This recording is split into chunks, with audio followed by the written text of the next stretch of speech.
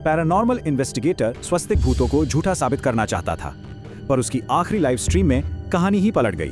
तो क्या हो जब एक घोस्ट हंटर को यह पता चले कि वो जिसका शिकार कर रहा है वो असल में वो खुद ही है। स्वस्तिक, जिसे लोग द नाइट हंटर के नाम से जानते थे, एक फेमस यूट्यूबर था। उसका काम पैरानॉर्मल दावों की पोल खोलना। उसकी आखिरी इन्वेस्टिगेशन उसे एक अनाथालय ले गई, एक ऐसी जगह जो 15 साल पहले एक भयानक आग में तबाह हो गई थी। उस रात जो कुछ भी हुआ वो एक बहुत ही डरावनी टाइमलाइन पे हुआ और इसकी शुरुआत लाइव स्ट्रीम से भी पहले हो चुकी थी। अपने साथ क्या होने वाला है, इस बात से अनजान स्वस्तिक ने अपना 3M चैलेंज शुरू कर दिया।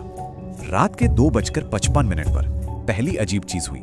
एक खाली कमरे में मोशन सेंसर बीप करने लगा। स्वस्तिक तो ठहरा पक्का स्केप्टिक। उसने इसे मजाक में उड़ा दिया, कहा अरे कोई चूहा होगा शायद। लेकिन बात यहीं खत्म नहीं हुई। कुछ ही मिनट बाद पहले 3 और फिर सारे के सारे सेंसर एक साथ बजने लगे।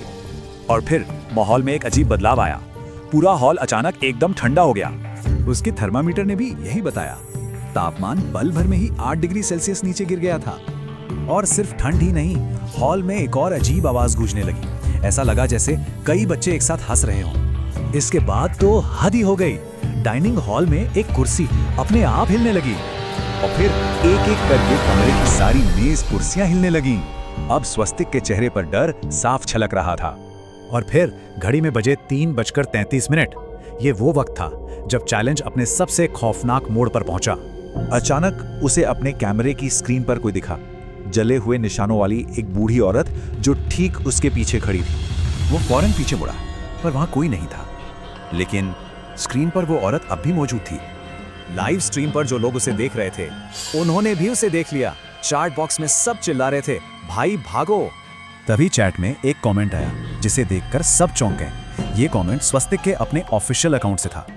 स्वस्तिक को लगा कि शायद उसका अकाउंट हैक हो गया है, पर सच्चाई तो कुछ और ही थी, बहुत ज्यादा डरावनी।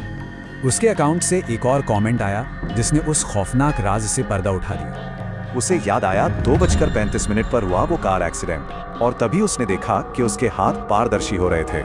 मतलब जो शिकारी था वो खुद शिकार बन चुका था। वो भूतों की जांच करने नहीं आया था, वो खुद उनमें से एक था।